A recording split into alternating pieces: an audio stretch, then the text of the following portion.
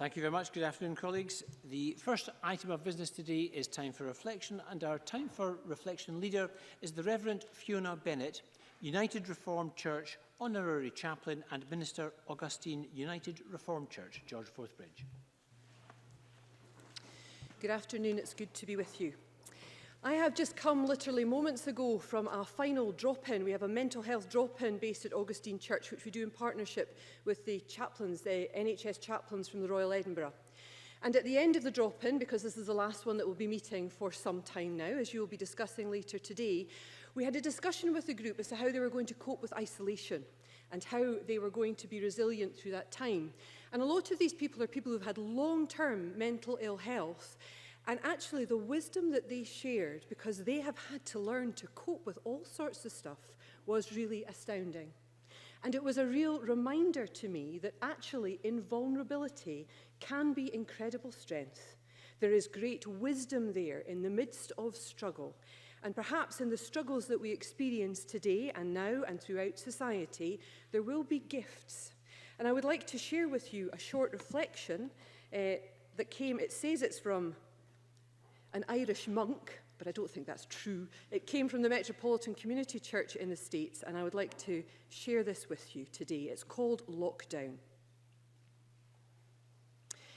Yes, there is fear. Yes, there is isolation. Yes, there is panic buying. Yes, there is sickness. Yes, there is even death. But they say, you know, that in Wuhan, after so many years of noise, now you can hear the birds again. They say that after just a few weeks of quiet, the sky is no longer thick with fumes, but blue and grey and clear. They say that in the streets of Assisi, people are singing to each other across empty squares, keeping their windows open so that those who are alone may hear the sounds of family around them. They say that in a hotel in the west of Ireland, free meals are being delivered to the housebound. Today, a young woman I know is busy spreading flyers with her number through the neighbourhood so that the older folk may have someone to call on. Today, churches, synagogues, mosques, temples are all preparing to support, to offer shelter to homeless and sick and weary as they best can.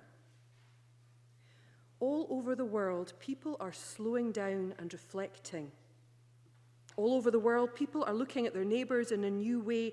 All over the world, people are waking up to a new reality of how big we really are, of how little control we really have, of what really matters: to love. So we pray and we remember that, yes, there is fear, but there does not have to be hate. Yes, there is isolation, but there does not have to be loneliness. Yes, there is panic buying, but there does not have to be meanness. Yes, there is sickness, but there does not have to be disease of the soul. Yes, there is even death, but there can always be a rebirth of love. Wake to the choices you make as to how you live now. Today, breathe, listen. Behind the factory noises of your panic, the birds are singing again. The sky is clearing, spring is coming, and we are always encompassed by love. Open the windows of your soul, and though you may not be able to touch across an empty square, sing. Amen.